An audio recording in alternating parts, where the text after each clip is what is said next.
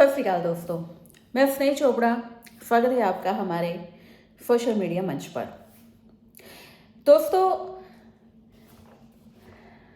इस समय में देश के अंदर बहुत ही ज़्यादा उथल पुथल मची हुई है। कहीं पर कहा जा रहा है कि इंसाफ नहीं मिल रहा और कहीं कहा जा रहा है कि राम राज्य है। ये हम बात इसलिए कर रहे हैं क्योंकि देश में महिलाओं के प्रति क्या रुख अपनाया जा रहा है ये हम सभी जानते हैं।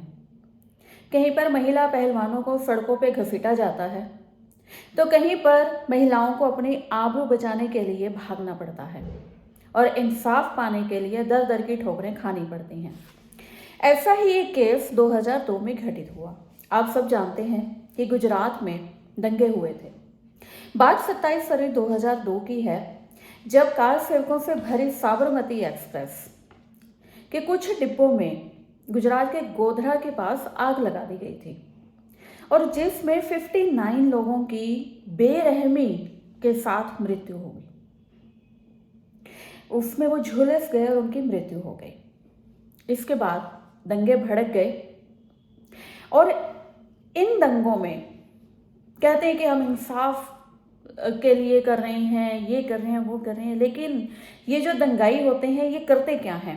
तोड़फोड़, लोगों को जानों से मारना, लड़कियों की अस्मत को लूटना, बेगुनाह बच्चों को मौत के घाट उतारना, ये दंगाइयों का काम होता है जो उन्होंने किया।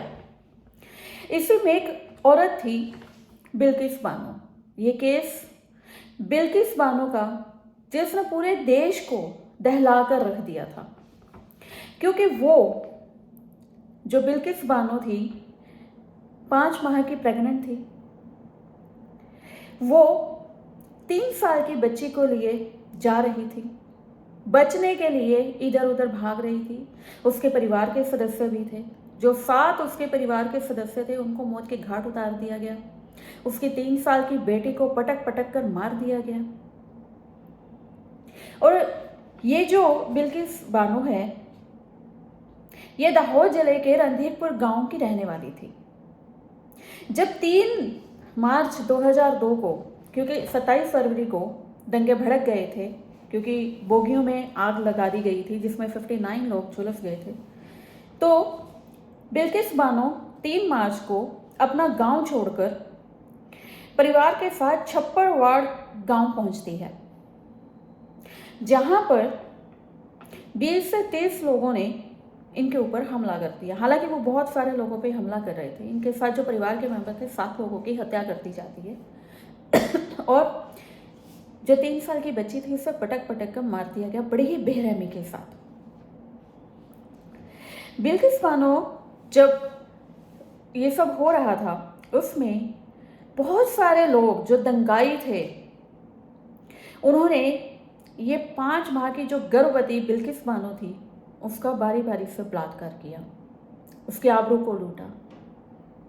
3 माह की बच्ची, 3 साल की बच्ची को पटक पटक कर मारा। अन्य ना जाने कितने लोगों को मारा, कितनी लड़कियों के साथ उन्होंने रेप किया। और तब बिल्किस बानो केवल 21 बरस की थी। अब जब उसके साथ बलात्कार हुआ, बहुत सारे लोगों ने किया, वो बेहोश हो गई। लोगों ने सोचा, दंगाइयों ने सोचा कि वो मर गई, उसे छोड़ के चले गए, लेकिन वो बेहोश थी। जब उसे होश आया तो किसी होमगार्ड की मदद से वो लीमखेड़ा थाने में पहुंची और उसने रपट वहाँ पे लिखवाई। अब रपट लिखवाने के बाद उसे मेडिकल करवाया गया। मेडिकल करवाने के बाद उसे रिलीफ कैंप में भेज दिया गया। अब जो मामला था वो इतना भयानक था कि यह राष्ट्रीय मानव अधिकार आयोग तक पहुंचा। हालांकि आज के टाइम में मानव अधिकार आयोग जो है वो शायद सोया पड़ा है, लेकिन उस समय ये जो मामला था वो राष्ट्रीय मानव अधिकार आयोग में पहुंचा और उसके बाद ये मामला सुप्रीम कोर्ट में पहुंचा।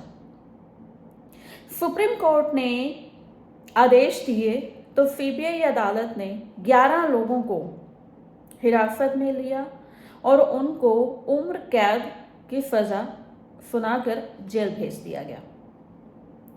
अब 11 लोग थे, उनके नाम भी मैं आपको बताती हूँ। उनके नाम थे जसवंत नाई, गोविंद नाई, शैलेश भट्ट, राधेश्याम शाह, विपिन चंद्र जोशी, केशर भाई दोहानिया, राजू भाई सोनी, मितेश भट्ट, रमेश चांदना, प्रदीप मोड़वाड़िया, बाका भाई वहानिया। अब ये भाई भाई तो बड़ा लगाते हैं, भाई भाई करके पूरा देश लूट गए। खैर, मैं इस बात पे नहीं जाऊंगी, मैं बात कर रही हूं बिल्किस बानो की। अब इसके बाद क्या हुआ कि 2022 में बड़ा ही अजीब मजाक बना दिया गया बिल्किस बानो का, एक औरत का, उसकी अस्मत का, उसके परिवार के सदस्यों को जो मौत के घाट उतार दिया गया। एक ही परिवार के 7 सदस्यों को, उसकी 3 साल की बच्ची को पटक पटक के दंगाइयों के द्वारा मार दिया गया, उसका मजाक बना दिया गया 2022 में। गुजरात सरकार ने 2022 में स्वतंत्रता दिवस पर कुछ लोगों को, जैसा कि आप जानते हैं कि जेल से रिहा किया जाता है अगर उनका अच्छा आचरण होता है, लेकिन ये भी देखा जाता है कि उनका गुनाह क्या था। अब इसमें गुनाह तो इतना भयानक था, लेकिन गुजरात सरकार, क्योंकि गुजरात के बंदे थे, तो गुजरात सरकार ने 2022 में उनको रिहा कर दिया, उनके अच्छे आचरण। अब ना जाने कि वो कौन सा अच्छा आचरण था जिसकी वजह से उन्हें वहाँ पे रिहा कर दिया गया। लेकिन हम शुक्रगुजार हैं सर्वोच्च न्यायालय का, जो आज भी न्याय को संजो कर रखे हैं। उन्होंने सोमवार यानी कि कल 8 जनवरी को 2024 को दोबारा से उन लोगों को, उन दंगाइयों को, उन रेपिस्टों को, जिन्होंने ना जाने कितने लोगों को मौत के घाट उतारा, ना जाने कितने बच्चों को मौत के घाट उतारा, ना जाने कितनी महिलाओं के साथ दुर्व्यवहार किया, बलात्कार किया, और ना जाने कितनी गर्भवती महिलाओं को उन्होंने बलात्कार किया। तो उनको दोबारा से कारागार में भेजा गया और उनको सजा जो थी, जो रद्द की गई थी गुजरात सरकार की तरफ से, उसको दोबारा से बहाल किया गया। देश में क्या हाल इस समय चल रहा है, इससे कोई भी नावाकिफ नहीं है, क्योंकि जो सरकार चल रही है वो कैसे चल रही है ये आप भली भांति जानते हैं। कहीं पर 70,000 करोड़ का घोटाला करने वाला सरकार में शामिल होकर दूध का धुला हो जाता है, तो कहीं अगर कोई किसी के घर से थोड़ा सा भी कुछ मिल जाए, जैसे कि हम देख रहे हैं कि यमुनानगर के जो हालात आजकल हो रहे हैं, ताकि आने वाले टाइम में वो इलेक्शन ना लड़ सके, जो ऑपोजिशन है उसको खत्म किया जा सके, तो धीरे धीरे सबको जेल में डाला जा रहा है।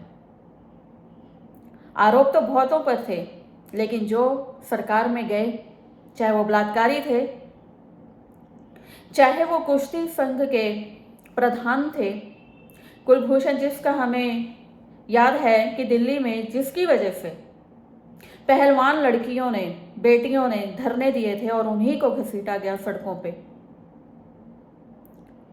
लेकिन अपने नेताओं को कुछ नहीं कहा गया। लेकिन हम माननीय कोर्ट का धन्यवाद करते हैं जिन्होंने